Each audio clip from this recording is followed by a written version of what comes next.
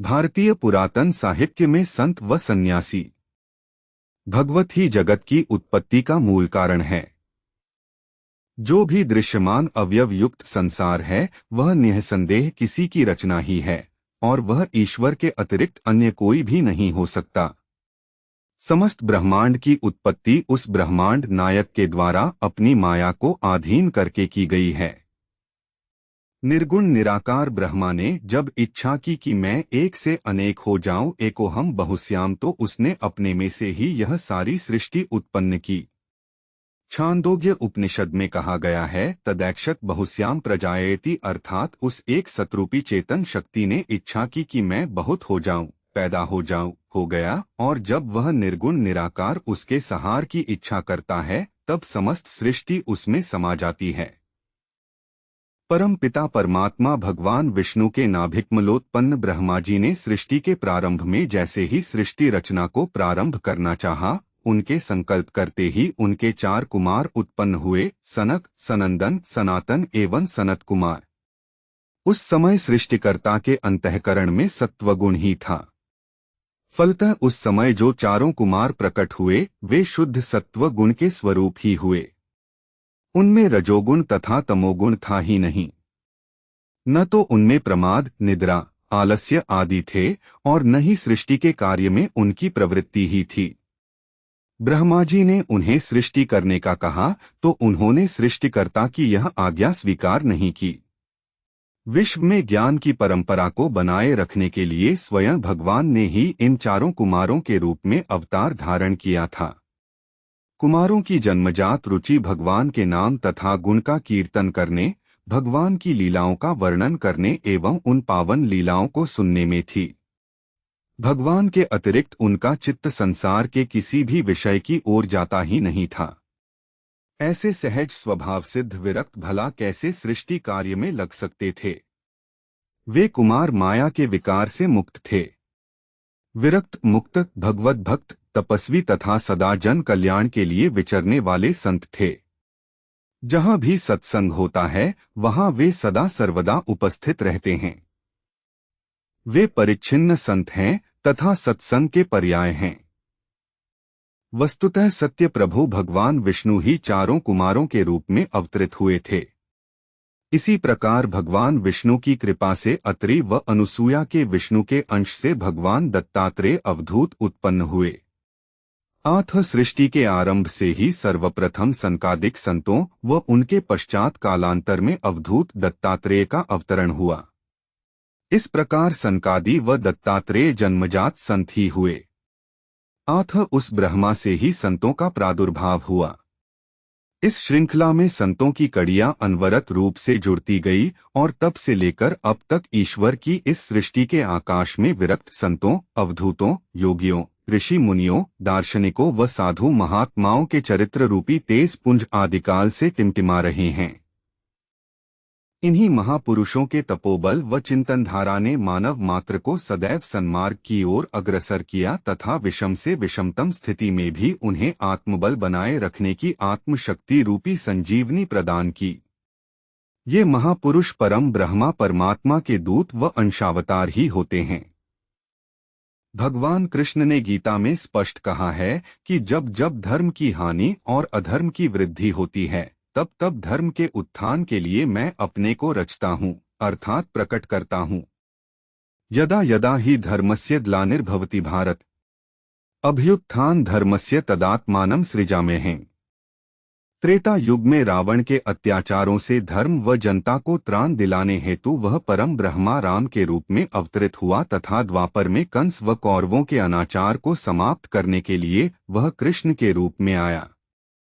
भगवान कृष्ण का अर्जुन को उक्त संदेश अनादिकाल से सृष्टि के प्रलय तक के लिए शाश्वत है। भगवान कृष्ण के संदेश के क्रम में ऐसे संत पुरुष इस भूमंडल पर जन्म लेते हैं जिनके कारण ही वैदिक सनातन धर्म की रक्षा होती रही है। वैदिक सनातन धर्म ही एक ऐसा धर्म है जो ईश्वर की तरह शाश्वत है तथा जिसका न आदि है न अंत ही। इस धर्म की शास्त्रों में वृहद व्याख्याएं एवं शिक्षाएं निहित हैं जिनका मुख्य लक्ष्य ईश्वर व मोक्ष प्राप्ति है। मानव जीवन की सार्थकता उसी में है कि वह जीवन मुक्त होकर जन्म मरण के चक्र का भेदन करता हुआ मोक्ष पद प्राप्त करे। इस धर्म के रक्षक, सहायक व प्रेरक संत महात्मा ही हैं जो मानव मात्र के कल्याण के लिए अवतरित होते हैं। वे जीवन मुक्त रहते हुए मानव समुदाय को भी मोक्ष पथ का अनुगामी बनाते हैं। जिन संतों का इतना महत्व है तो इस शब्द संत के महत्व व उत्पत्ति पर विचार किया जाना भी प्रासंगिक है। संत, सत्संग व संस्कृति भारतीय संस्कृति का चरम लक्ष्य विश्व कल्याण है। इस संस्कृति के आदर्श एवं व्यवहार अखिल मानवता का उपकार करने के लिए सतत प्रयत्नशील रहे हैं। उसके उन्नायक, जिनके नेतृत्व व पथ प्रदर्शन में यह संस्कृति अंकुरित, प्रस्फुटित, पल्लवित एवं फलित हुई, कैसे थे और कैसे हैं, इन पर विचार किए बिना संस्कृति का अध्ययन एकांगी होगा। इस संस्कृति के विस्तार में संत व सत्संग का जितना योगदान रहा उतना कदाचित किसी का न रहा हो। संस्कृति शब्द समयक व कृति दो शब्दों से बना है, अर्थात समयक कार्य अथवा उचित कर्म। भारतीयों का समयक कार्य मोक्ष प्राप्त करना रहा है। यह संस्कृति अखिल मानव को भगवत व मोक्ष प्राप्त करने की ओर अग्रसर करती है। इस संस्कृति का ज्ञान संत देते हैं और उन्हीं के सत्संग से मानव सच्चित आनंद को प्राप्त कर जन्म मरण के चक्कर से छूटकर मोक्ष पद प्राप्त कर लेता है। संत शब्द का अर्थ व आशय संत शब्द से भारतीय पुरातन साहित्य भरा पड़ा है। इस संत शब्द से अनेकानेक गूढ़तम व्याख्याएं व उपाधियां जुड़ी हुई हैं।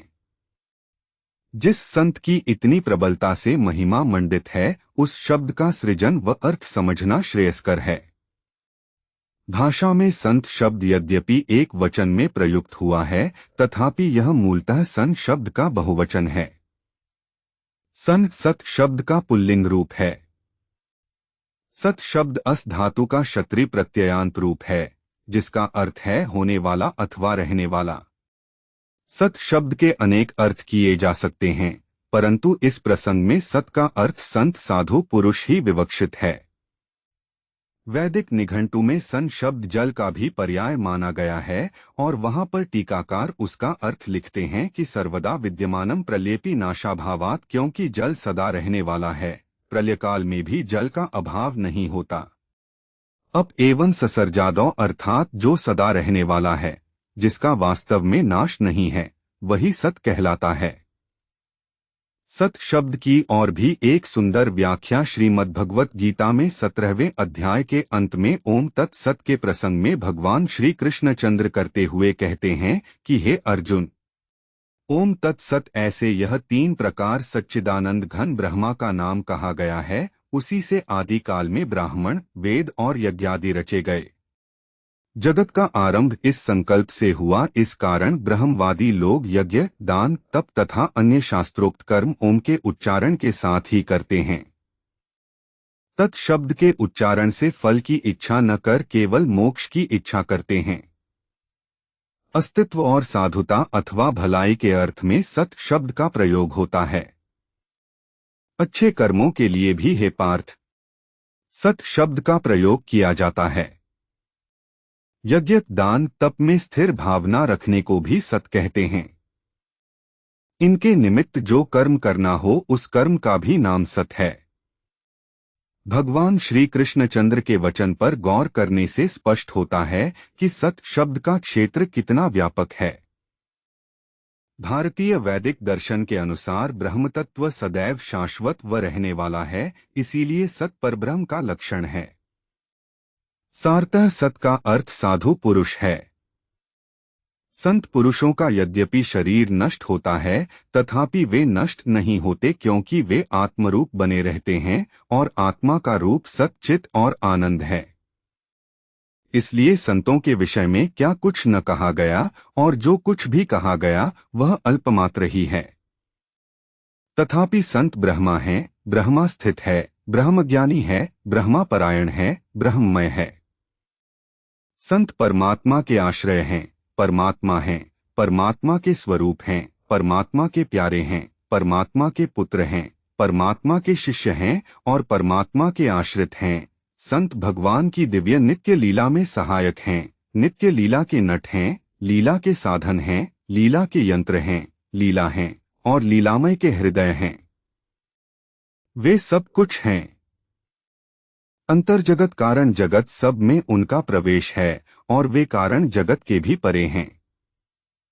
अर्थात संत वही है जो ऐसा है, जो सत्य स्वरूप नित्य सिद्ध वस्तु का साक्षात्कार कर चुके हैं अथवा अपरोक्ष रूप से उपलब्ध कर चुके हैं और इस उपलब्धि के फलस्वरूप अखंड सत्य स्वरूप में प्रतिष्ठित हो गए हैं, वे ही संत हैं।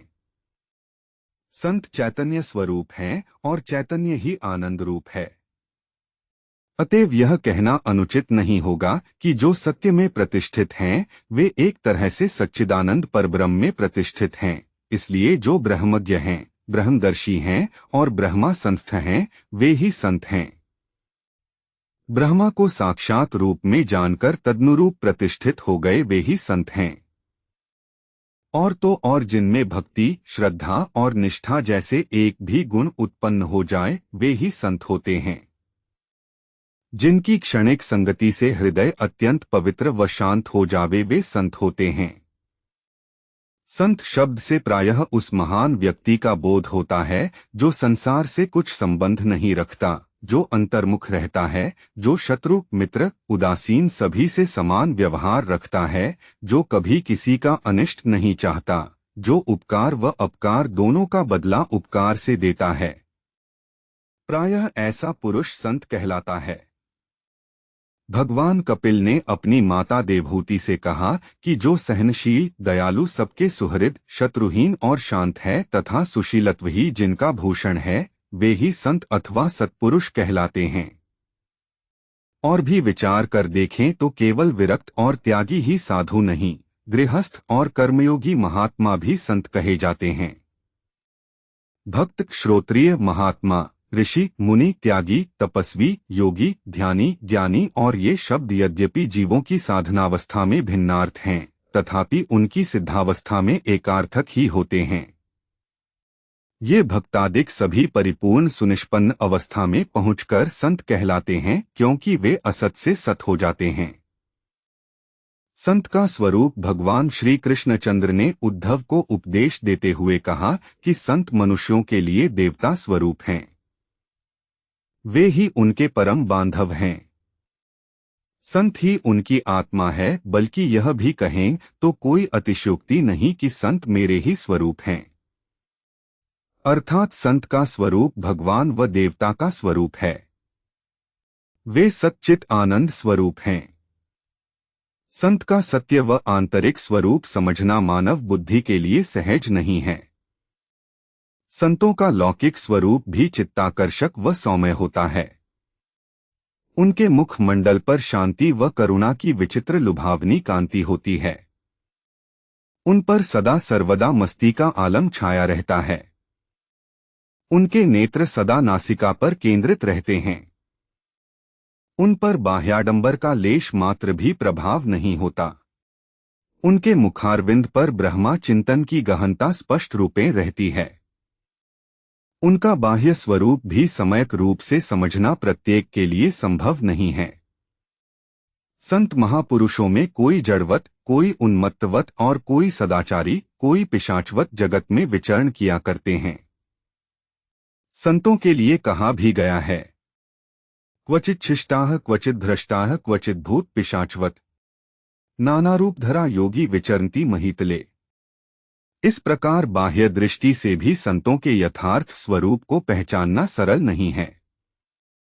संतों की कोटियां संत महात्माओं को व्यवहार की दृष्टि से मुख्यतः दो कोटियों में विभक्त किया जा सकता है, आचार्य कोटि व अवधूत कोटि। आचार्य कोटि के संतों के आचरण व उपदेश प्रायः दोनों ही अनुकरणीय होते हैं, जबकि अवधूत कोटि के संतों के बाह्य आचरण सर्वदा सबके लिए अनुकरणीय नहीं होते। कोई बिरला पुरुष ही उन्हें पहचान पाता है। तथापि अवधूतों के बाह्य आचरण व आदर्श अनुकरणीय न होने पर भी वे परिच्छिन्न संत ही होते हैं। उनसे द्वेष करना भगवान से द्वेष करने के बराबर होता है।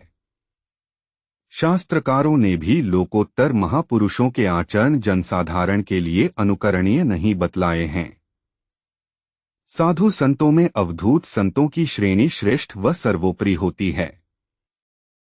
संत व सन्यास की कोटियां हारित स्मृति में सन्यास आश्रम के 4 भेद निरूपित किए गए हैं: कुटीचक, बहुदक, हंस और परमहंस। इन चारों में पूर्व की अपेक्षा उत्तरोत्तर भेद अधिक महत्वपूर्ण हैं। नृसिंह पुराण के अनुसार ये 4 भेद तीव्र और तीव्रतर वैराग्य के आधार पर हैं। विरक्तिद्विविधा प्रोक्ता तीव्रा तीव्रत्रेति च सत्यामेव तु तीव्राया न्यसेद योगी कुटीचकः शक्तो बहुद के तीव्रत्राया हंस संज्ञेते मुमुक्षुः परमहंसे साक्षाद्धि ज्ञान साधने। हारित स्मृति में परमहंस के अंतर्गत 2 उपभेद विविदिशा संन्यास व विद्वत संन्यास है। कौपीन दंड माच्छदनम च स्वश्रीरोप भोगार्थाय लोकस्यवोपकारार्थाय च परिग्रहेत तच्च न मुख्यस्ति कोयम मुख्य इति च यद्य मुख्यः न दंडन न शिक्य नाच्छादनम चरति परमहंसः। अर्थात कौपीन दंड आच्छादन वस्त्र ग्रहण करने का विविदिशा संन्यास में विधान है और उनका त्याग विद्वत संन्यास में कहा गया है। विद्वत संन्यास के विषय में और भी श्रुतियां हैं। ज्ञान दंडो धृतो येन एक दंडी स उच्यते। अर्थात विद्वत सन्यासी केवल ज्ञान दंड ही धारण करता है। कात्यायन स्मृति में परमहंस विद्वत सन्यासी के संबंध में संक्षिप्त किंतु सारगर्भित उल्लेख हुआ है। परमहंसा न दंडधरा मुंडाह कंथा कौपीन वास्सो व्यक्त लिंगा अव्यक्ताचारा अनुन्मत्ता उन्मत्तवदाचरन्तिस्म दंडकमंडलु शिक्य पद्मजल पवित्र पादुकासन शिखायज्ञोपवीत त्यागिनः शून्यागर देव गृह वासिनो न तेषा धर्मो न धर्मो न सत्यानापि चानृतन सर्व सहा सर्व समाह समलोष्टा कांचना यथोपत्रं चातुर्वर्ण्य भैक्षचर्य चरंत आत्मानं मोक्षयन्ते। नारद पारिव्राजक उपनिषद में संतों के 6 भेद बताए गए हैं। संन्यासः षड्विधो भवति। कुटीच को बहुद को हंसः परमहंसः तुरीयाति तोवधूतश्चेति। परम भागवत देवर्षि नारद के प्रश्नों के उत्तर देते हुए ब्रह्माजी ने संन्यास भेद से आचार भेद होना बताते हुए कहा कि वस्तुतः संन्यास तो एक ही है, किंतु अज्ञान से, असमर्थतावश और कर्मलोभ के कारण 3 भेदों में विभक्त होकर वैराग्य संन्यास, ज्ञान वैराग्य संन्यास और कर्म संन्यास इन 4 भेदों को प्राप्त होता है। वैराग्य संन्यास मन में अनर्थकारी दुष्ट काम का अभाव होने से विषयों की ओर से विरक्त होकर जो पूर्वजन्म के पुण्यकर्म के प्रभाव से संन्यास लेता है, वह वैराग्य संन्यासी कहलाता है। ब्रह्मचर्य से ही संन्यास लेकर संन्यास से दिगंबर हो जाता है, वह वैराग्य संन्यासी है। ज्ञान संन्यास जो शास्त्र को जानने से तथा पापमय एवं पुण्यमय लोकों का अनुभव और श्रवण करने से प्रपंच की ओर से स्वभावतः विरक्त हो गया है। क्रोध, ईर्ष्या, असूया, दोष दृष्टि, अहंकार और अभिमान ही जिसके स्वरूप हैं, ऐसे समस्त संसार को अपने मन से हटाकर स्त्री कामना और लोक में ख्याति की कामना, इन त्रिविध स्वरूपों वाली दैहिक वासना को, शास्त्र वासना को तथा लोक वासना को त्याग देता है। तथा जैसे साधारण लोग वमन किए हुए अन्न को त्याज्य समझते हैं, उसी प्रकार इस समस्त भोगों को त्याज्य मानकर जो साधन चतुष्टय से संपन्न हो संन्यास ग्रहण करता है, वही ज्ञान सन्यासी कहलाता है। इसी को विद्वत सन्यासी भी कहते हैं। ज्ञान वैराग्य सन्यासी जो क्रमशः सब शास्त्रों का अभ्यास करके सब कुछ अनुभव में लाकर ज्ञान और वैराग्य के द्वारा केवल अपने स्वरूप का ही चिंतन करते हुए दिगंबर हो जाता है, वही ज्ञान वैराग्य सन्यासी है। कर्म सन्यास जो ब्रह्मचर्य को समाप्त करके गृहस्थ होकर तथा गृहस्थ से वानप्रस्थ में प्रवेश करके पूर्ण वैराग्य न होने पर भी आश्रम क्रम के अनुसार अंत में सन्यास ग्रहण करता है, वह कर्म सन्यासी है। इसे विविदिशा सन्यासी भी कहते हैं। इस कर्म सन्यास के 2 उपभाग हैं। प्रथम निमित्त सन्यास जो आतुर सन्यास भी कहा जाता है तथा द्वितीय सन्यास अनिमित्त सन्यास जो क्रम सन्यास भी कहलाता है। निमित्त सन्यास रोग आदि से आतुर होने के कारण जिसमें सब कर्मों का लोप हो जाता है, अर्थात जिसमें नित्य नैमित्तिक आदि कोई कर्म नहीं बन सकते तथा जो प्राण त्यागने के समय स्वीकार किया जाता है, वह संन्यास निमित्त संन्यास माना गया है। इसी को आतुर संन्यास भी कहते हैं। अनिमित्त संन्यास, शरीर के सबल होने पर जो विचार के द्वारा यह निश्चय करके कि उत्पन्न होने वाली सब वस्तुएं नश्वर हैं, देह आदि सबको त्याज्य मानता है, सर्वत्र परमात्म भाव रखता है तथा उसी का अस्तित्व मानता है, केवल परब्रह्म परमेश्वर को ही सत्य समझता है और ब्रह्मा के अतिरिक्त सब कुछ नश्वर है। इस निश्चय पर पहुंचकर क्रमशः संन्यास आश्रम ग्रहण करता है, उसका वह संन्यास अनिमित्त संन्यास कहा गया है। नारद पारिव्राजक उपनिषद में संतों के 6 भेद बताए गए हैं। यथा संन्यासा षड्विधो भवति। कुटीच को बहुत को हंसः परमहंसः तुरीयाति तोवधूतश्चेति, उनका पृथक पृथक विवरण यहाँ दिया गया है। कुटीचक सन्यासी वृद्ध पारासर स्मृति के अनुसार जो सन्यासी काम, क्रोध, लोभ, मोह, मद, मात्सर्य आदि से रहित होकर पुत्रादि को द्वारा कुटी करवाकर विधि सन्यास ग्रहण करके उस कुटी में नित्य निवास करता है, त्रिदंड और काषाय भगवा वस्त्र धारण करता है, स्नान, शौच, आचमन, जप, स्वाध्याय, ब्रह्मचर्य युक्त ध्यान में तत्पर रहता है तथा पुत्रादिकों से ही भिक्षा के समय शरीर निर्वाह मात्र अन्न ग्रहण करके आत्मा को मुक्त करता है, उसकी कुटीचक संज्ञा है। नारद पारिव्राजक उपनिषद के अनुसार कुटीचक सन्यासी शिखा और यज्ञोपवीत से युक्त होता है। वह दंड, कमंडलू, कौपीन और कंथा कंबल धारण करता है। माता पिता व गुरु तीनों की सेवा में संलग्न रहता है। पिठर, पात्र, खनित्र, खंती और झोली आदि अपने साथ रखता है और प्रत्यक्ष देव पूजन, मंत्र साधन व श्रवण साधन में लगा रहता है।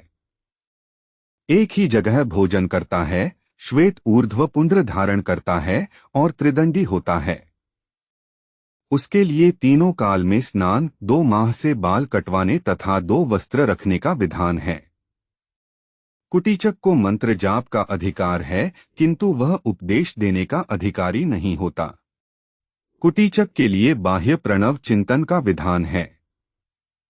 आतुर और कुटीचक को भूरलोक और भुवलोक की प्राप्ति होती है।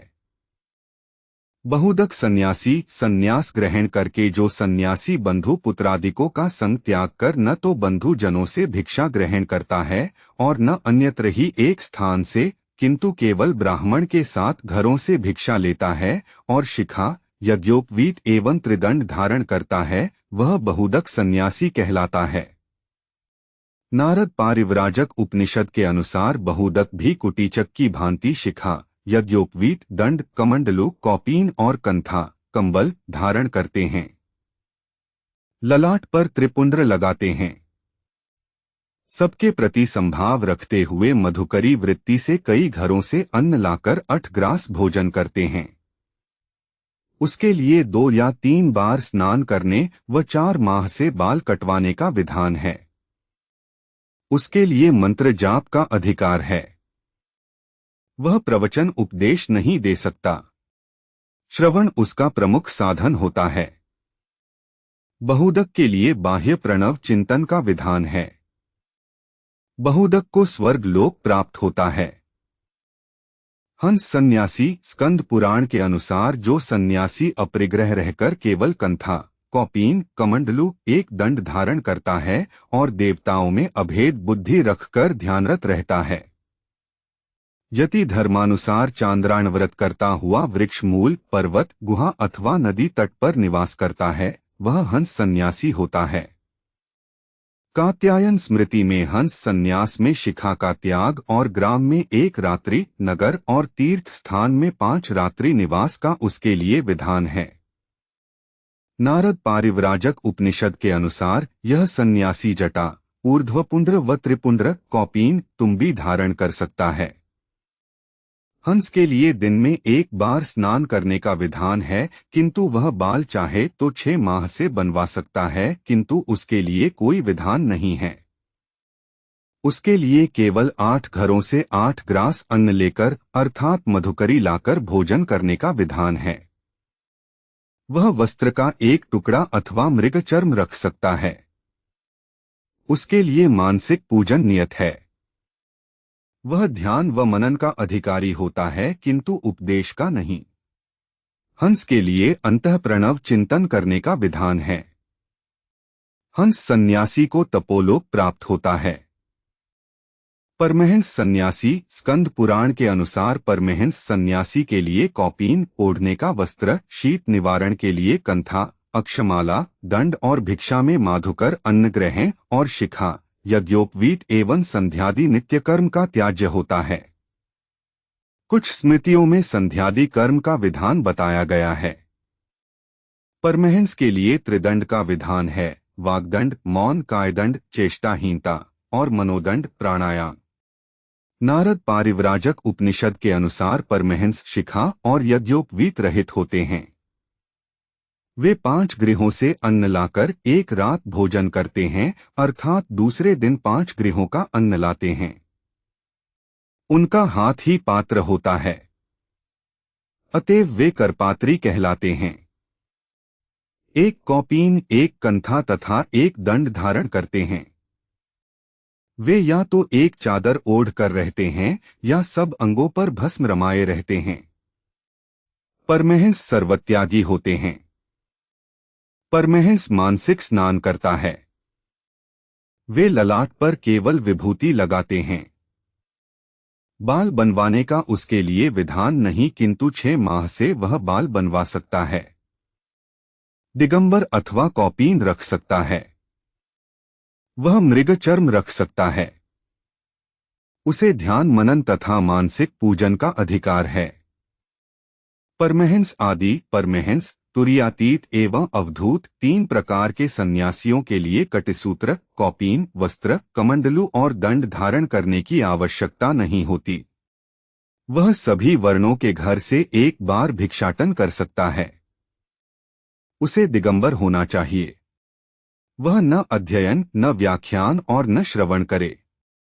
प्रणव के अतिरिक्त और कुछ न पढ़े।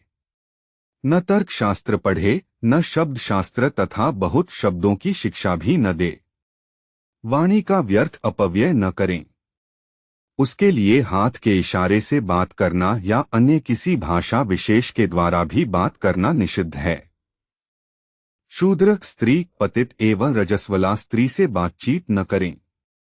देव दर्शन, तीर्थाटन व देव पूजा की उसे आवश्यकता नहीं होती। परमहंस के लिए अंतःप्रणव चिंतन का विधान है। समस्त चित्तवृत्तियों का त्याग उसके लिए वांछनीय होता है। परमहंस को सत्यलोक प्राप्त होता है। तुरीयातीत सन्यासी, नारद पारिव्राजक उपनिषद के अनुसार तुरीयातीत सन्यासी को अपने आत्मा में ही कैवल्य प्राप्त होता है। वह भ्रमर का चिंतन करने वाले कीट की भांति निरंतर स्वरूप का अनुसंधान करते रहने के कारण आत्मरूप ही हो जाता है। उसके लिए केवल सोहमस्मि, वह ब्रह्मा मैं ही हूँ, अभीष्ट है। उसे ब्रह्मरूप प्रणव ओम के चिंतन व निदिध्यासन साधन का अधिकार है। तुरीयातीत सन्यासी के लिए गोमुख वृत्ति होती, अर्थात जैसे गायें दैवेच्छावश जो तृण आदि प्राप्त हो जाए उसी से निर्वाह करती हैं, उसी प्रकार वे दैवेच्छावश जो कुछ प्राप्त हो जाए उसी को अपना ग्रास बनाते हैं। तुरीयातीत गोमुख वृत्ति से फलाहारी होते हैं। यदि वे अन्नाहारी हों तो उनके लिए केवल 3 घरों का अन्न ग्रहण करने का विधान है। देह के सिवा और कुछ उनके पास शेष नहीं रहता। वे दिगंबर रहते हैं और मुर्दों की तरह शारीरिक चेष्टा से रहित होते हैं। तुरीयातीत के लिए भस्म स्नान का विधान बताया गया है। वह तिलक पुंड्र लगा सकता है। उसके लिए बाल बनाने का कोई नियम नहीं है। अवधूत सन्यासी, नारद पारिव्राजक उपनिषद के अनुसार अवधूत सन्यासी किसी नियम के बंधन में नहीं रहता। उसके लिए अजगर वृत्ति के अनुसार आहार ग्रहण करने का विधान है, अर्थात दैवेच्छा या परेच्छा से भी जो कुछ भी प्राप्त हो जाए उसी पर संतोष करें। कलंकित व पतित मनुष्यों को छोड़ शेष सभी मनुष्यों से आहार ले सकता है। वह सर्वदा अपने स्वरूप के चिंतन में लगा रहता है। अवधूत को अपने आत्मा में ही कैवल्य प्राप्त होता है। वह भ्रमर का चिंतन करने वाले कीट की भांति निरंतर अपने आत्मस्वरूप का अनुसंधान करते रहने के कारण वह आत्मरूप ही हो जाता है। उसके लिए सोहमस में वह ब्रह्मा मैं ही हूँ भावना करने का विधान है। उसके लिए केवल आत्मसंधान ही अभीष्ट है। अवधूत को ब्रह्मरूप प्रणव का चिंतन करना चाहिए। अवधूत के लिए निदिध्यासन साधन है। अवधूत को अहम ब्रह्मास्मि, तत्वमसि, प्रज्ञानम ब्रह्मा व अयं आत्मा ब्रह्मा 4 महावाक्यों के उपदेश का अधिकार है। अवधूत के लिए कुछ भी कर्तव्य नहीं है। वह वृक्ष की जड़ को ही अपना निवास स्थान बनाए। उनके लिए वायव्य स्नान वायु स्नान कहा गया है, अर्थात शरीर के वायु स्पर्श मात्र से ही वह शुद्ध हो जाता है। उसे जल स्नान की आवश्यकता नहीं होती है। अवधूत के लिए किसी प्रकार का तिलक आवश्यक नहीं है। उसके लिए बाल शौरकर्म बनवाने का नियम है ही नहीं। वह दिगंबर रहे। वह ममता रहित, निर्भय, शांत, निर्द्वंद्व, वर्ण आदि के अभियान से रहित एवं आहारोपार्जन की चेष्टा से रहित होता है। प्रारब्ध वशीभूत उसका जीवन होता है। वह कौपीन रखे या दिगंबर रहे, किंतु ध्यान में अवश्य तत्पर रहना चाहिए। इस प्रकार शास्त्रों में उल्लिखित वैरागी सन्यासी व विद्वान सन्यासी की उक्त विशेषताएं अवधूत सन्यासी से मिलती जुलती हैं। विभिन्न प्रकार की कोटियों के संतों की स्थिति के अध्ययन के पश्चात यह कहा जा सकता है कि अवधूत संतों की रहनी करनी व महावाक्यों की व्याख्या व उपदेश करने की उनकी प्रवृत्ति आदि ये सब बताते हैं कि अवधूत संत ही सर्वोपरि संत होते हैं। अवधूत वेदांत के चैतन्य रूप व उनकी शिक्षाओं के प्रतीक होते हैं। संतों के लक्षण, गुण व उनकी विशेषताएं। संत अनंत हैं तथा उनके लक्षण व गुण भी अनंत हैं। उनमें तीव्र वैराग्य होता है। वे निर्भय, भगवत भक्त, ईश्वर व शास्त्रों में निष्ठा रखने वाले होते हैं। उनमें पारलौकिक चिंतन के प्रति तत्परता व आंतरिक जागरूकता सदैव बनी रहती है। संत प्रायः निवृत्ति मार्गी होते हैं। वे सांसारिक पदार्थों में लिपायमान नहीं होते। उनमें एकात्म भाव, निर्जन प्रियता, शीतलता, सत्यवादिता, सरलता, सदाचारिता, अहिंसा, अक्रोध, पूर्ण संतुष्टि, निरहंकार, क्षमाभाव, सांसारिक पदार्थों के प्रति उदासीनता, कर्मफल के त्याग की भावना, मन वचन कर्म की पवित्रता, सुख दुख में संबुद्धि लक्षण स्पष्ट रूपेण दिखाई देते हैं। संत सदैव समुन्नत पवित्र भावों से ओतप्रोत रहते हैं। उनके हृदय में परहित दया व करुणा के भाव सदैव हिलोरे लेते रहते हैं। वे शांति की खान होते हैं। उनकी संगति से मन प्रसन्न व शांत हो जाता है। वे स्थिति प्रज्ञ होते हैं। उनका चित्त सदैव परमात्मा से जुड़ा रहता है तथा निजानंद में ध्यान धारणा समाधि लगाए सच्चित आनंद में मग्न रहते हैं। श्री भगवत रसिक ने एक छंद में संतों के लक्षण बताए हैं। हरि को भजन, साधु की सेवा, सर्वभूत पर दया, हिंसा लोभ दंभ छल त्यागै विष सम देखे माया, सहनशील आशय उदार अति, धीरज सहित विवेकी, सत्य वचन सबके सुखदायक, गही अनन्य व्रत एकी, इंद्रिजित अभिमान न जाके, करे जगत को पावन, भगवत रसिक तासु की संगति तीनों ताप नशावन। संतों के संक्षेप में लक्षण व गुण दिए गए हैं। वस्तुतः उनकी सारी गुणगाथा तो स्वयं बृहस्पति भी नहीं गा सकते। संतों के पालनीय धर्म। संतों के सामान्य पालनीय धर्म के संबंध में भीष्म पितामह ने धर्मराज युधिष्ठिर को महाभारत के शांति पर्व में बताया कि जो पुरुष मोक्ष देने वाले साधनों में परायण रहता है वह प्रकृति से भी परे अविनाशी पद को प्राप्त करता है। सन्यासी गृह त्याग कर हानि लाभ में समान रहे। विषयों के उपस्थित होने पर भी उनका त्याग करे व किसी को दूषित व किसी की बुराई न करे।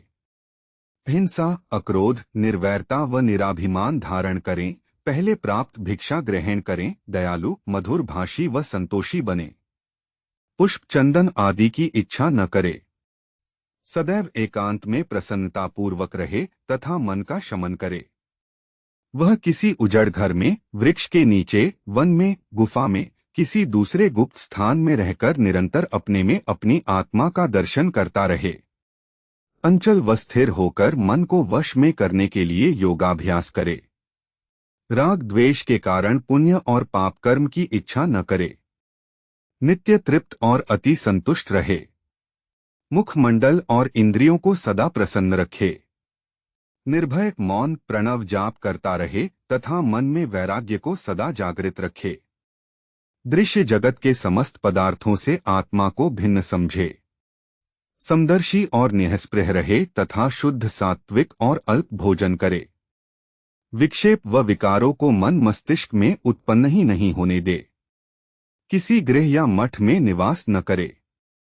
उन सब धर्मों का पालन करने वाला निश्चय ही मोक्ष पद प्राप्त करता है।